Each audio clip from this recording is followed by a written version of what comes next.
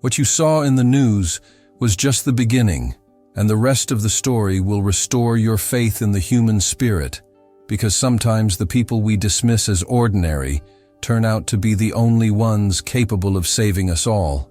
The cardboard box cut into Sarah Mitchell's forearms as she walked across the rain-soaked parking lot of Mercy General Hospital. 23 years of dedicated service reduced to a collection of framed certificates, a wilting spider plant, and 3 coffee mugs with inspirational quotes she no longer believed in.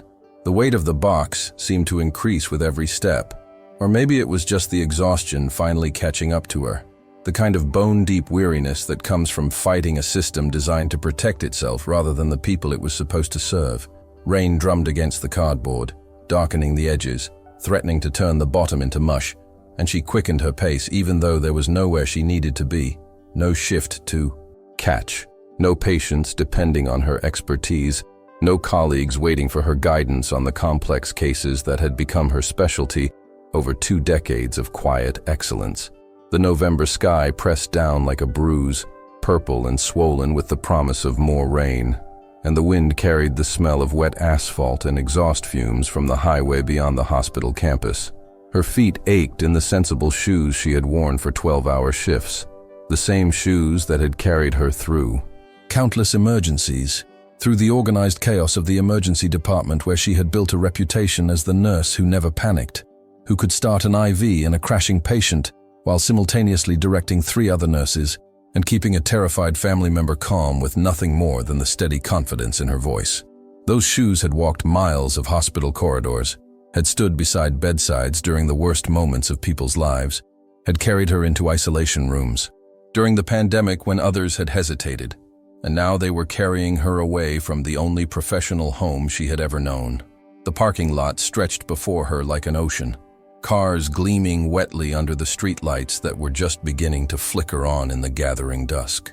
She could see her ancient Honda Civic in the far corner where she always parked, leaving the closer spots for patients and their families, a small courtesy that now seemed foolish, as if being considerate had ever protected anyone from the machinery of institutional self-preservation.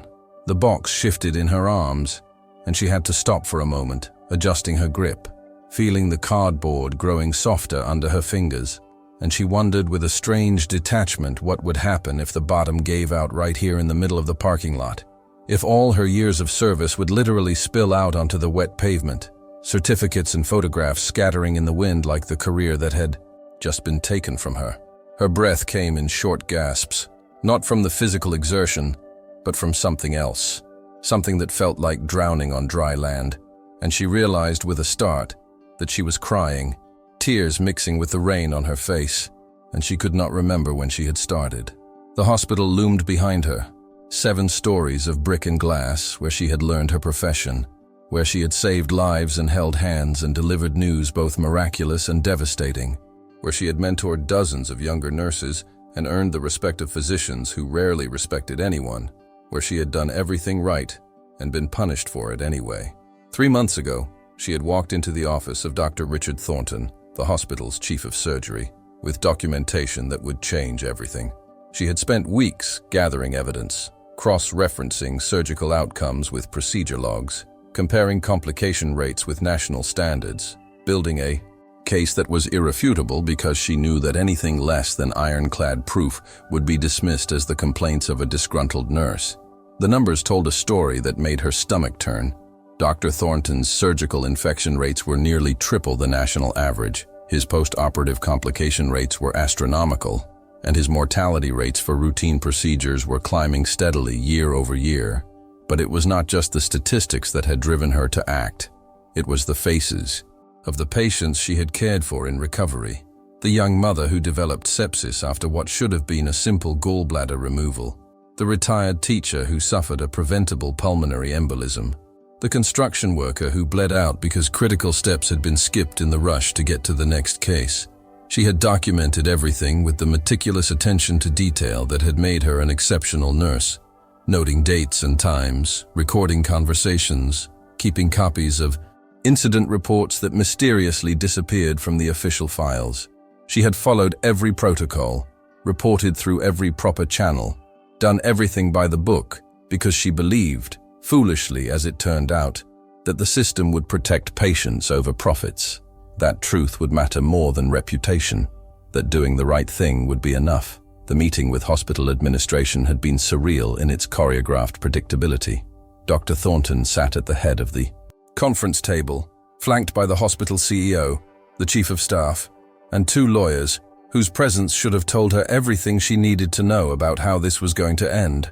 She presented her findings calmly, professionally, laying out the evidence with the same precision she brought to every aspect of her work, and she watched their faces close off one by one as they realized what she was asking them to do, what acknowledging this information would cost them in terms of reputation and liability and revenue.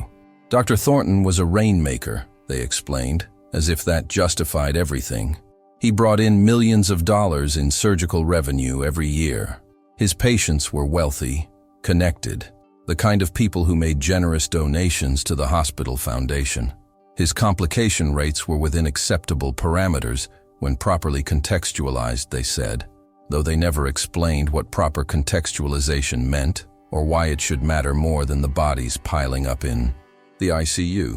There were other factors to consider, they said, variables she could not possibly understand without access to the complete picture, though they never offered to share that complete picture with her.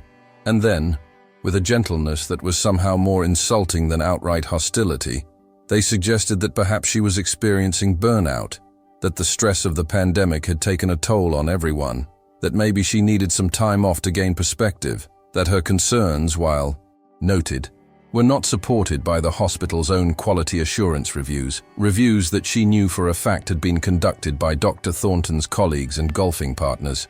She should have seen it coming, should have understood that institutions always protect their own, that speaking truth to power only works in fairy tales. But she had been naive enough to believe that evidence would matter, that patient safety would trump politics, that her years of loyalty and competence would count for something when it mattered most.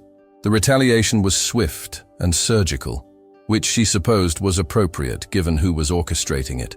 Suddenly her schedule changed, pulling her off the surgical floor where she had worked for 15 years and reassigning her to the midnight shift in the emergency department, a move that was presented as a staffing necessity, but everyone understood as punishment. Her performance reviews, which had been exemplary for 2 decades, suddenly noted concerns about her attitude and her ability to work as part of a team. Colleagues who had been friends for years began avoiding her in the hallways, not because they disagreed with what she had done, but because they were afraid of being caught in the blast radius of her professional destruction. She endured it for 2 months, showing up for every shift, maintaining her standards, refusing to give them a legitimate reason to fire her. And it was not enough because they did not need a legitimate reason. They just needed a reason that would sound legitimate in the documentation. The final blow came during a particularly chaotic shift when a trauma patient arrived, multiple gunshot wounds, bleeding out faster than they could replace the blood, and in the controlled pandemonium of trying to save a life, someone made a medication error that could have been fatal if Sarah had not caught it in time. She had done exactly what she was trained to do, what her instincts and experience had honed over. Thousands of similar situations, stopping the wrong medication from being administered, correcting the error, saving the patient from a preventable complication, and somehow, through a bureaucratic alchemy that she still did not fully understand, that moment of competence became the justification for her termination. The official report stated that she had undermined the authority of the attending physician, created a hostile work environment, demonstrated an inability to follow the chain of command in a crisis situation, all of which was corporate speak, for she had made someone look bad by being right when they were wrong. The box shifted again in her arms and she had to stop, setting it down on the hood of someone's SUV, flexing her fingers to restore circulation, and she stared at her hands in the dim light, hands that had started countless IVs, had performed CPR until her arms ached, had held the hands of dying patients and new mothers and terrified children, and she wondered what those hands were supposed to do now. What purpose they served if not the work they had been trained for, the work they had done with skill and dedication and love for more than 2 decades. The rain intensified, drumming harder against the cars around her, and she picked up the box again, hugging it against her chest, and continued walking toward her car. each step taking her further from the building where she had invested so much of herself, where she had believed that competence and integrity mattered, where she had learned the hard way that sometimes the system punishes the people who try to fix it. Her car was old enough to vote, the paint faded, and the passenger door slightly dented from an encounter with a shopping cart years ago. But it was paid off, and it ran reliably. And those were the only things that mattered now, because she had no idea how she was going to pay her mortgage without a job, how she was going to afford her daughter's college tuition, how she was going to explain to her husband that doing the right thing had cost them everything. She fumbled with her keys, the box balanced precariously on her hip, and finally managed to unlock the trunk, lifting the heavy lid and staring into the empty space that seemed to mirror the emptiness she felt inside. She set the box down gently, as if the contents still mattered, as if the certificates and awards meant anything now, and slammed the trunk closed with more force than necessary, the sound echoing across the parking lot like a gunshot, final and irrevocable. She stood there for a moment, rain plastering her hair to her skull, soaking through her scrubs, and she looked back at the hospital one last time, at the lit windows where she knew nurses were working the evening shift, caring for patients, doing the job she loved, living the life she had lost, and she felt something crack inside her chest, something that might have been hope or might have been the last vestige of her belief that justice existed in the world. She got into her car, closed the door, and sat in the darkness, listening to the rain hammer against the roof. And she did not start the engine because she did not know where to go, did not know what came next, did not know how to be anything other than what she had been. And that person no longer existed, had been erased as thoroughly as if she had never been there at all. Her phone buzzed in her pocket and she pulled it out, expecting a message from her husband asking when she would be home. But instead it was an email notification from the state nursing board, informing her that a complaint had been filed against her license, alleging gross negligence and patient endangerment, charges that were completely fabricated but would take months to fight, months during which she would be unable to work even if she could find a hospital willing to hire her, months during which her reputation would be systematically destroyed by the same people she had tried to protect patients from. She read the email 3 times, each word landing like a physical blow, and she understood with perfect clarity that this was not just about her anymore. This was about sending a message to every other nurse who might be thinking about speaking up, about reporting problems, about choosing patients over politics. They were making an example of her, showing everyone what happened to people who refused to stay silent, and the cruelty of it took her breath away because they were not just destroying her career, they were destroying her identity, the core of who she had believed herself to be. She sat in her car as the rain continued to fall and the darkness deepened around her, and she thought about all the patients she would never help, all the lives she would never touch, all the difference she would never make, and she felt something inside her begin to shut down, a protective numbness spreading through her chest like frost, because feeling everything was too much, because the pain of losing not just a job but a calling was more than she knew how to bear. The parking lot was nearly empty now, most of the day shift having gone home hours ago, and she finally started the engine, turning on the wipers to clear the windshield, and she began the drive home through streets that looked unfamiliar, even though she had driven them 1,000 times before, as if losing her job had somehow altered the geography of her life, made everything strange and uncertain, and wrong. She did not know, could not have known, that in a secure facility 2,000 miles away, a crisis was unfolding that would change everything, that would bring her story full circle in a way that defied belief, that would prove that sometimes the people who are cast aside turn out to be the only ones who can save us all. She did not know that her name was being spoken in rooms she had never seen by people she had never met, that her expertise was being discussed at the highest levels of military command, that decisions were being made that would shatter the ordinary reality of her disgrace and replace it with something she could never have imagined. She drove home through the rain, carrying her box of memories and her shattered career, and she had no idea that tomorrow would bring helicopters and soldiers, and a reckoning that would expose every lie that had been told about her, that would validate every choice she had made, that would prove beyond any doubt that competence and integrity do matter, that truth does win in the end, even when it seems impossible. But that was tomorrow, And tonight she was just a woman who had lost everything for doing the right thing, driving home with nowhere to go and no idea what came next, and the rain kept falling like tears. The sky was crying for all the injustice in the world, for all the people who tried to do good and were punished for it, for all the systems that protected the powerful at the expense of the vulnerable. And she turned on the radio to drown out the sound of her own thoughts, to fill the silence with something other than the echo of everything she had lost. The house was dark when she pulled into the driveway, her husband still at work, her daughter at college 3 states away, and she sat in the car for a long moment before getting out, before facing the empty rooms and the uncertain future, before having to figure out how to be a person without the identity that had defined her for more than half her life. She finally forced herself to move, to open the car door, to walk up the path to her front door, and she left the box in the trunk because she could not bear to bring it inside, could not bear to look at the evidence of what she had been, what she had lost, what they had taken from her. Inside, she stood in the kitchen in her wet clothes, shivering not from cold, but from shock, and she stared at the refrigerator covered with her daughter's artwork from childhood, at the calendar, marking off the days of a life that no longer made sense, at the coffee maker that she would not need to set for the morning because there was no shift to wake up for, no patience depending on her, no purpose to get out of bed. She should eat something, she thought distantly. But the idea of food made her stomach turn, so instead she climbed the stairs to her bedroom, peeled off her wet scrubs, and stood under a hot shower until the water ran cold, until she could not tell the difference between the water on her face and the tears that would not stop coming, until she was so tired that she could barely stand. And even then, sleep felt impossible because every time she closed her eyes, she saw the faces of the patients she would never help, the lives she would never save, the difference she would never make.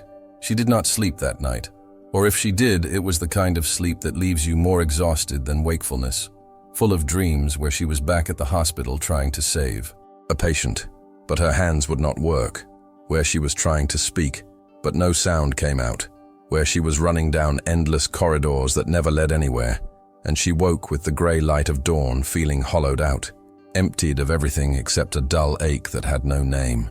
Her husband found her in the kitchen, staring at her phone, at the email from the nursing board that she had read so many times the words had lost all meaning, and he wrapped his arms around her without saying anything because there was nothing to say, no words that could make this better, no comfort that could reach the place inside her that had been broken, and they stood there together in the pale morning light, holding on to each other because it was the only thing left to hold on to.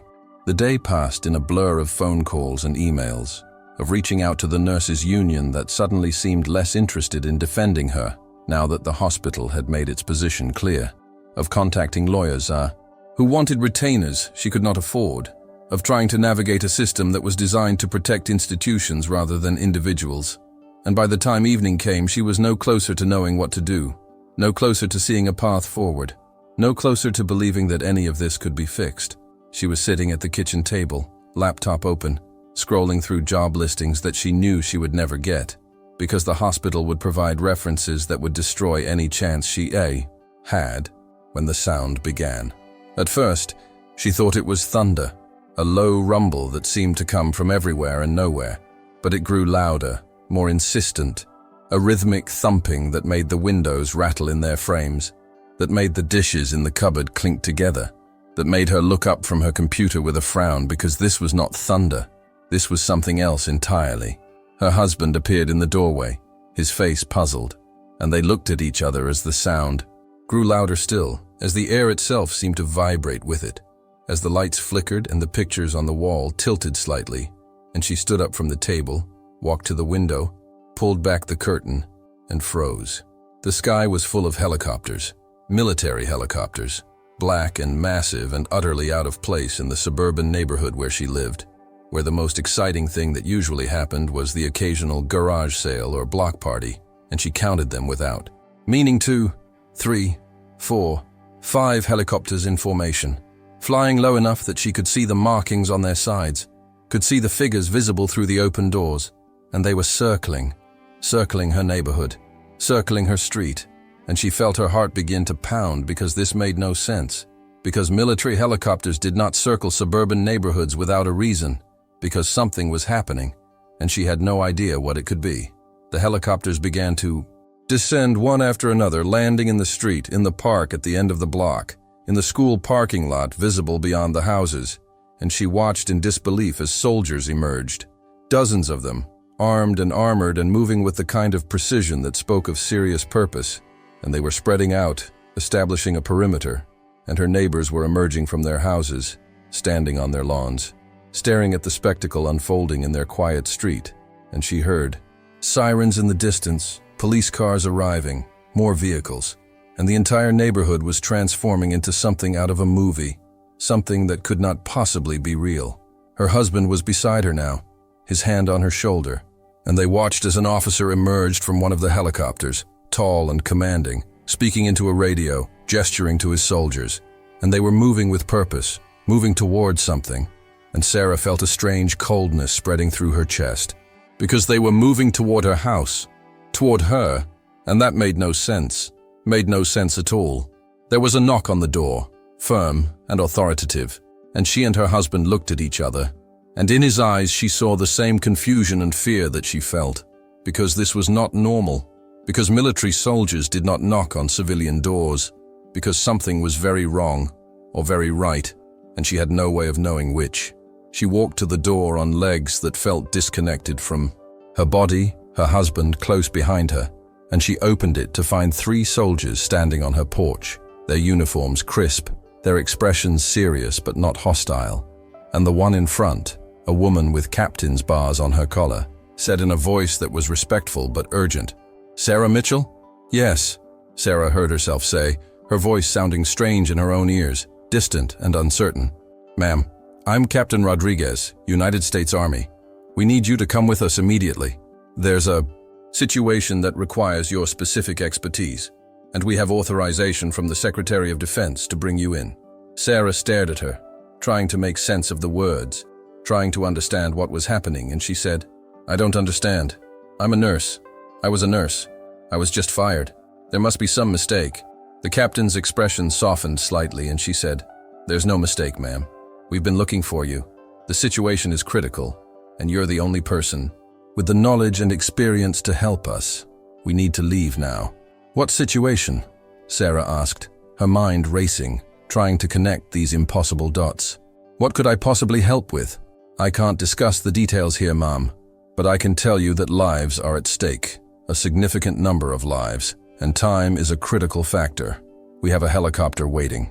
I need you to trust us and come with us now." Sarah looked past the captain at the military presence filling her street, at the neighbors watching from their yards, at the surreal tableau that had replaced the ordinary evening she had expected, and she felt something shift inside her, some combination of confusion and curiosity, and a desperate need to feel useful again, to feel like she mattered, to feel like her skills and knowledge had value, and she turned to her husband and saw in his face that he understood, that he knew she had to go, that this inexplicable intervention might be the thing that saved her from drowning in the wreckage of her destroyed career. "I need to change," she said to the captain, "and I need to know more about what this is about. You can change on the helicopter, ma'am. We have a flight suit for you, and I'll brief you en route, but we need to leave now. Every minute counts."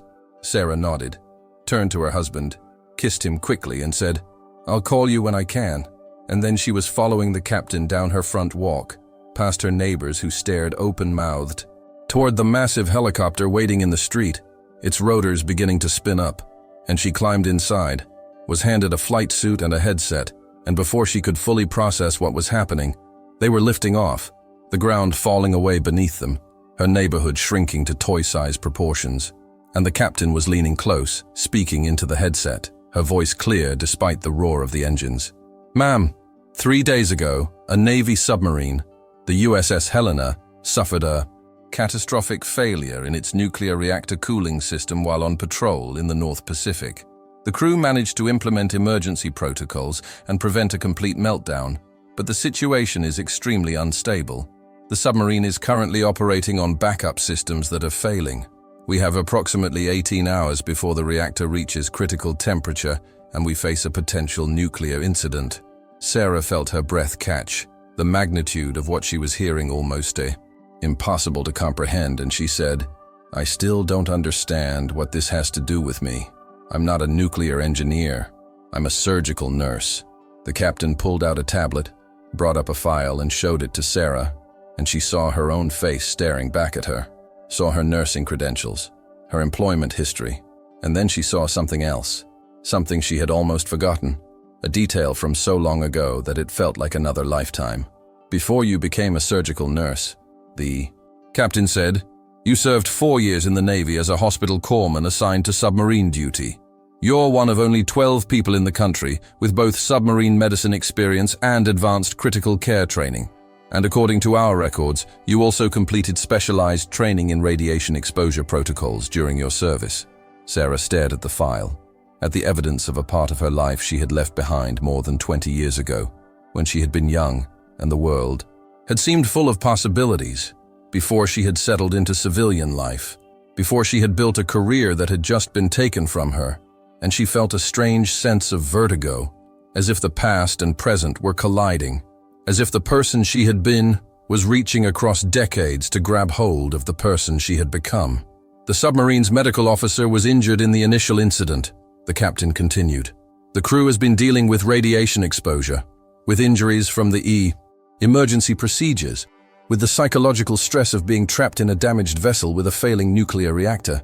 They need someone who understands submarine medicine, who can work in those conditions, who can triage and treat under extreme pressure. They need you." "But I haven't done that kind of work in over 20 years, Sarah protested, even as part of her brain was already spinning up, already accessing memories and training she had thought long buried, already beginning to inventory what she would need, what she would face, what she would have to do. "We know," the captain said, "but you're the closest qualified person we have, and we're out of time. The Helena is 200 miles off the coast of Alaska. We're flying you to a carrier group that's en route to provide support. You'll be briefed more fully there, and then you'll be transferred to the submarine by rescue vehicle. I won't lie to you, ma'am. This is dangerous. The radiation levels are elevated, the situation is unstable, and there are no guarantees. But those sailors need help, and you're the best chance they have." Sarah closed her eyes, felt the helicopter banking beneath her, felt the weight of the decision pressing down on her, and she thought about the patients she had lost access to when she was fired, about the difference she had wanted to make, about the skills she had honed over decades that suddenly had purpose again. And she opened her eyes and looked at the captain and said, "Tell me everything. I need to know exactly what I'm walking into." For the next 3 hours, as they flew north through the darkening sky, Sarah absorbed information at a rate that surprised even her, her brain shifting into a mode she had not accessed in years, the clinical detachment and rapid processing that had made her exceptional in emergency situations. The captain and a Navy physician who had joined them on the helicopter walked her through the submarine's condition, the crew's status, the radiation exposure levels, the injuries that had been reported, the limited medical supplies available on board. And Sarah began to build a mental framework, began to prioritize, began to plan for scenarios and contingencies, and she felt something inside her wake up, some core part of her professional identity that had been dormant but not dead, that was responding to the crisis with the same calm competence that had defined her career. They landed on the deck of the aircraft carrier USS Ronald Reagan as night fell completely, the massive ship cutting through dark water, and Sarah was rushed through corridors and briefing rooms, was fitted with specialized gear, was given a crash course in current submarine rescue protocols, and through it all she maintained a strange calm, a sense that this was what she was meant to be doing, that all the years of experience and training had been leading to this moment, that the injustice of her firing had been preparation for something larger, something more important. At 0200 hours, she was loaded into a deep submergence rescue vehicle, along with a team of Navy engineers and damage control specialists, and they began the descent toward the crippled submarine, and Sarah felt her heart rate slow, felt her breathing regulate, felt herself slip into the focused state that had always come over her in crisis situations, where fear became background noise and all that mattered was the task at hand, the problems to be solved, the people who needed help. The DSRV docked with the submarine with a clang that reverberated through the small rescue vehicle, And then the hatch was opening and Sarah was climbing through, emerging into the cramped confines of the submarine, and she was immediately hit with the smell of it, the metallic tang of overworked air recyclers, the sharp bite of chemical fire suppressant, the underlying sweetness that she recognized as the smell of radiation sickness, and she saw the crew members staring at her, their faces drawn with exhaustion and stress and something that might have been hope. And the submarine's captain, a woman in her 40s with burn marks on her hands and exhaustion written into every line of her face, stepped forward and said, "Thank God you're here." Sarah looked around at the damaged vessel, at the crew who needed her, at the situation that was as bad as she had feared, and worse, and she felt something settle into place inside her, some fundamental alignment of purpose and ability, and she said, "Show me what you've got. We have work to do." For the next 16 hours, Sarah worked without stopping, moving through the submarine's cramped passages, triaging crew members who had been exposed to radiation, treating burns and injuries from the emergency procedures, setting up a makeshift medical station in the crew's mess, coordinating with the damage control teams to understand the evolving situation. And through it all, she felt herself operating at a level she had not reached in years. Her training and experience and instincts all working together in perfect synchronization, and the crew responded to her with a trust and respect that reminded her why she had become a nurse in the first place, why she had dedicated her life to caring for people in their most vulnerable moments. The submarine's reactor was failing faster than anyone had predicted, the backup cooling systems degrading hour by hour, and Sarah found herself not just treating medical emergencies, but helping to coordinate the overall crisis response. Her experience with complex systems and her ability to remain calm under pressure, making her an unexpected asset to the command team. And she worked alongside the submarine's captain and the engineering team to develop protocols for crew evacuation if the reactor could not be stabilized, to plan for worst-case scenarios, to prepare for every contingency. At hour 14, one of the engineers had a breakthrough, identifying a potential solution that would require manually accessing a part of the reactor compartment that was flooded with radiation, a task that would be fatal for anyone who attempted it without proper shielding. And Sarah found herself in the command center as they debated whether the risk was worth it, whether they could ask someone to volunteer for what amounted to a suicide mission. And she listened to the arguments and the calculations and the desperate attempts to find another way. And she realized that her medical expertise gave her insight that others lacked, that she understood the radiation exposure limits better than anyone else present, that she could help them find a way to do the impossible. She worked with the engineering team to design a protocol that would minimize exposure, that would use the submarine's remaining shielding materials in a way no one had considered, that would give a crew member a chance, however slim, of surviving the attempt. And when they finally implemented the plan, when a young petty officer named Chen volunteered to enter the reactor compartment, Sarah was the one who prepped him, who monitored his exposure in real time, who guided him through the procedure step by step over the radio, her voice steady and calm, even as she watched the radiation counters climb. And when Chen emerged, having successfully completed the repair, having bought them the time they needed to fully stabilize the reactor, having survived with exposure, levels that were dangerous but not immediately fatal, Sarah was the one who caught him as he collapsed, who began immediate treatment, who worked through the night to counteract the radiation sickness, and she saved his life just as surely as he had saved the submarine. By dawn, the USS Helena's reactor was stable, the immediate crisis was over, and Sarah stood in the cramped crew's mess, surrounded by sailors who looked at her with something close to awe, and the submarine's captain approached her, extended her hand, and said, "I don't know where they found you or how they knew to bring you here, but you saved this boat and everyone on it. I'm putting you in for a commendation." Sarah shook her hand, feeling the exhaustion finally catching up with her, feeling the adrenaline that had sustained her for almost a full day beginning to ebb, and she said, "I was just doing my job. It's what I was trained for." "No," the captain said firmly. "What you did went far beyond training. You adapted to an impossible situation, you solved problems no one else could solve, and you never stopped, never wavered, never gave up. That's not training, that's character." Sarah felt tears prickling at her eyes.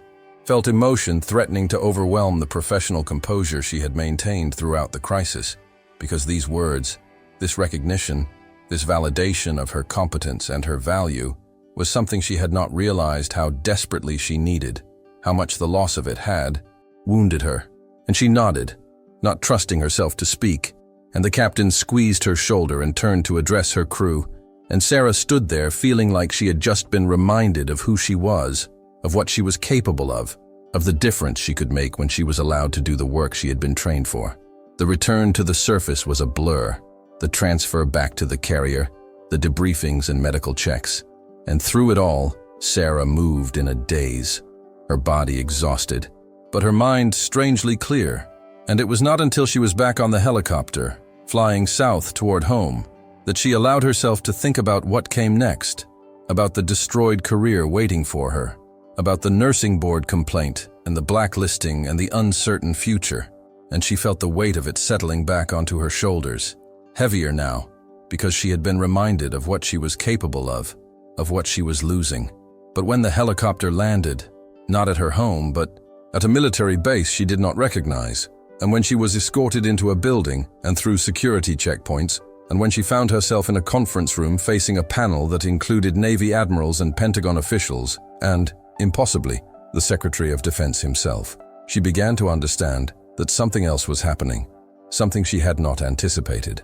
The Secretary of Defense, a gray-haired man with the kind of presence that commanded attention without effort, stood when she entered, waited for her to sit, and then said, "Ms. Mitchell, what you did on the USS Helena was extraordinary. Captain Morrison's report makes it clear that without your intervention, we would be dealing with a nuclear incident that could have had catastrophic consequences. The nation owes you a debt of gratitude." Sarah sat very still, trying to process this, trying to understand why she was here, why these people were looking at her with such intensity. And she said carefully, "I appreciate that, sir, but I was just doing what any competent medical professional would do in that situation." "That's where you're wrong," the secretary said, and his tone was not unkind, but it was firm.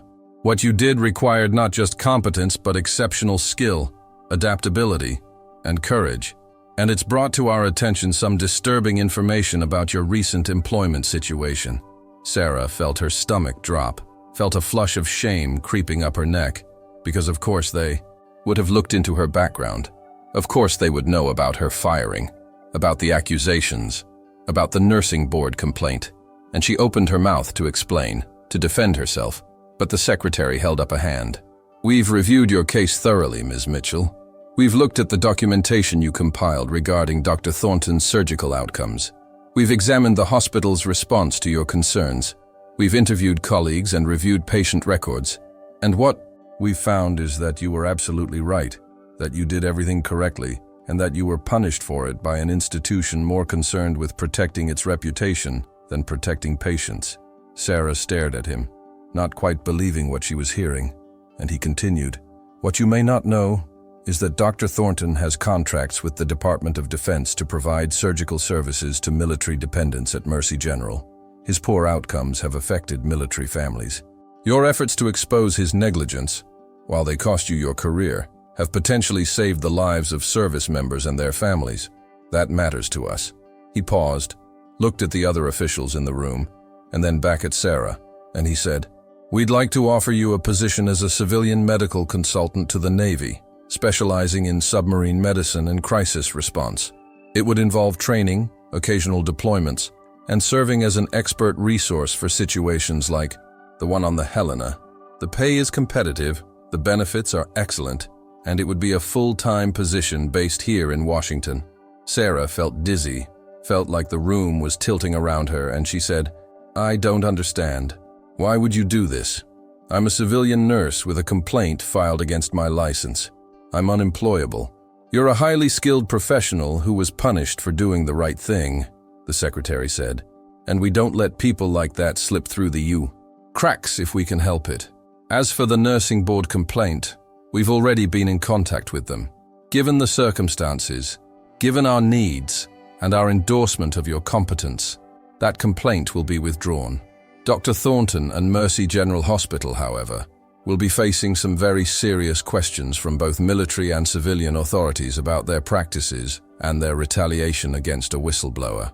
Sarah sat back in her chair, trying to absorb this, trying to believe that this was real, that after the nightmare of the past 3 months, she was being offered not just vindication, but a new purpose, a new role, a way forward that validated everything she had done, everything she had sacrificed, and she felt tears spilling down her cheeks, and she did not try to stop them because these were different tears, tears of relief and gratitude and overwhelming emotion. And she said, her voice shaking, "Yes, I'll take it. Thank you." The secretary smiled, came around the desk, shook her hand, and said, "Welcome aboard, Ms. Mitchell. We're glad to have you." The next week passed in a whirlwind of paperwork and processing, of medical evaluations and security clearances, of beginning the training that would prepare her for her new role. And through it all, Sarah felt like she was living in a dream, like at any moment she would wake up back in her car in that hospital parking lot, broken and defeated. But the dream did not end. It just kept unfolding, kept revealing new possibilities, kept showing her that sometimes the end of one story is just the beginning of another. She was in her new office, still trying to make it feel real, when she got a call from a reporter at the Washington Post who wanted to interview her about the submarine incident and about what had happened at Mercy General. And Sarah's first instinct was to decline, to stay quiet, to not make waves. But then she thought about all the other nurses who might be facing similar situations, who might be afraid to speak up because they had seen what happened to her. And she realized that she had a platform now, that she had credibility, that she could use her story to make a difference beyond just the patients she treated directly. The article ran 2 weeks later, front page, with the headline, "Navy Nurse Who Saved Submarine Was Fired for Reporting Doctor's Negligence." And it told the whole story, documented everything, quoted the Secretary of Defense praising her courage and competence. And it included a statement from Mercy General Hospital, announcing that Dr. Thornton had been placed on administrative leave pending an investigation, that hospital protocols were being reviewed, that they took patient safety seriously. All the things they should have said 3 months ago when she first brought her concerns to them. The article went viral, was picked up by national news outlets, sparked conversations about whistleblower protections and hospital accountability, and the treatment of nurses who speak up about safety concerns. And Sarah found herself fielding interview requests and speaking invitations, and while part of her just wanted to focus on her new job, to leave the past behind, another part of her understood that this was an opportunity to create change, to prevent what had happened to her from happening to others, to use her experience to make the healthcare system better. She spoke at a congressional hearing on healthcare whistleblower protections, her testimony calm and factual and devastating in its detail. And she watched as legislators from both parties expressed outrage at what had been done to her, as they promised to strengthen protections for healthcare workers who report safety concerns. And she thought about all the nurses she had worked with over the years, all the ones who had seen problems but stayed silent because they were afraid, and she hoped that maybe her story would give them courage, would show them that speaking up was worth it, even when it cost you everything. Because sometimes justice takes time, but it does come. 3 months after the submarine incident, Sarah stood in the auditorium at Mercy General Hospital, invited back not as an employee, but as a speaker at a mandatory training session on patient safety and professional accountability. And she looked out at the faces of her former colleagues, at the administrators who had fired her, at Dr. Thornton who sat in the back row looking diminished and defeated, and she felt no anger, no desire for revenge, just a quiet satisfaction that the truth had won, that the system had been forced to acknowledge its failures, that change was happening. She spoke about the importance of putting patients first, about the courage it takes to report problems even when it's easier to stay silent, about the responsibility that healthcare professionals have to each other and to the people who trust them with their lives. And when she finished, the applause was long and genuine. And nurses she had worked with for years came up to her afterward, hugging her, telling her how proud they were, how inspired they were, how sorry they were that they had not supported her when it mattered. And she forgave them because she understood fear, understood the pressure to conform, understood that not everyone could risk what she had risked. Dr. Thornton approached her as she was leaving, his face haggard, and he said, "I want you to know that I'm sorry. I was wrong. About everything." Sarah looked at him. this man who had tried to destroy her, whose negligence had harmed so many patients. And she said, "I hope you mean that. I hope you use this experience to become a better doctor. Patients deserve that." He nodded, turned away, and Sarah watched him go. And she felt closure, felt like this chapter of her life was finally, truly over, and she could move forward without the weight of bitterness or resentment holding her back. Her daughter came home for winter break, proud and amazed by everything her mother had done, and they sat together in the kitchen, drinking coffee, and her daughter said, "Mom, when I was growing up, I always knew you were good at your job, but I never really understood what that meant. Now I get it. You're a hero." Sarah shook her head, smiled, and said, "I'm not a hero. I'm just a nurse who did her job. But thank you. That's what makes you a hero," her daughter said. "You don't think of yourself that way. You just do. What needs to be done?" Sarah thought about that later, alone in her office at the Navy facility, looking at the commendation that now hung on her wall, at the photographs from the submarine crew, who had sent her a framed group photo with a plaque that read, "To the nurse who saved the Helena, with gratitude and respect." And she realized that her daughter might be right, not about being a hero, but about doing what needs to be done, about showing up and using your skills and refusing to compromise your principles even when it costs you everything, because that was what integrity meant. That was what professionalism meant. That was what it meant to truly serve others. She had lost a job, but she had found a calling. She had been humiliated, but she had been vindicated. She had been cast aside, but she had been elevated to a position where she could make an even greater difference. And most importantly, she had learned that sometimes the worst things that happen to you are preparing you for something better, something you could never have imagined, something that requires every hard lesson you learned along the way. The story of Sarah Mitchell became something of a legend in nursing circles, shared in break rooms and taught in ethics classes, an example of what it means to put patients first, no matter the cost. And she received letters from nurses all over the country, thanking her, telling her their own stories of speaking up and facing retaliation. And she answered everyone, offering encouragement and support and the assurance that they were not alone, that their courage mattered, that the system could change if enough people refused to stay silent. Years later, when she retired from her position with the Navy, having served with distinction, having trained a new generation of submarine medical officers, having responded to countless crises with the same calm competence that had defined her career, she was asked to speak at the nursing school, graduation at her alma mater, and she stood before the young faces full of hope and idealism, and she told them the truth, told them that healthcare was hard, that they would face ethical dilemmas and institutional pressures, and moments when doing the right thing would cost them dearly, but that they had to do it anyway, that patients were depending on them, that integrity was not negotiable, that the profession they were entering was a sacred trust, and they had to honor it, even when the system failed them. "You will be tested," she told them, "and some of those tests will feel impossible. You will face situations where speaking up seems like professional suicide, where staying silent seems like the only way to survive. But I'm here to tell you that your voice matters, that your observations matter, that your advocacy for your patients matters more than any job, more than any career, more than any reputation. Because at the end of the day, we are not nurses because it's easy or safe or comfortable. We are nurses because people need us, because we have skills and knowledge that can save lives, because we made a promise to care for the vulnerable and protect those who cannot protect themselves. And that promise is more important than anything else." The graduates stood and applauded, and Sarah looked out at them and saw herself as she had been decades ago, full of determination and hope. And she thought about everything she had learned, everything she had endured, everything she had overcome. And she knew that some of these young nurses would face their own trials, their own moments of choice, their own opportunities to demonstrate courage. And she hoped that her story would give them strength when they needed it, would remind them that doing the right thing was always worth it even when it cost you everything, because sometimes losing everything is how you find out what really matters.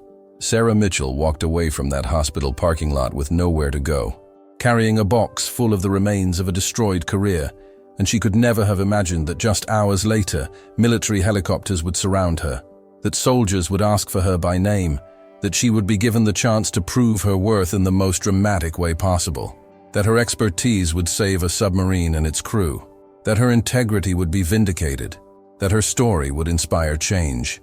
She could never have imagined any of it, but it happened. And it happened because she had refused to compromise her principles even when it cost her everything, because she had done the right thing even when the system punished her for it, because she had remained true to herself and her calling even in her darkest moment. And that, in the end, was the real story. Not the helicopters or the submarine or the dramatic rescue, though those things mattered. The real story was about a woman who lost everything for doing what was right and discovered that integrity is its own reward, that competence will eventually be recognized, that truth does matter, that the arc of justice is long, but it bends toward those who refuse to compromise their principles. The real story was about redemption and vindication, and the power of one person to make a difference, to change systems, to inspire others, to prove that sometimes the people who are cast aside turn out to be exactly the people we need most. Sarah Mitchell's story became a reminder that our worst moments do not define us, that our greatest challenges can become our greatest opportunities, that losing everything can be the beginning of finding something better, and that the courage to stand up for what is right, even when it costs us dearly, is never wasted, is never in vain, is always eventually recognized and rewarded. Her story became proof that justice exists, that competence matters, that integrity wins in the end, and that sometimes the people who save us are the ones we almost threw away.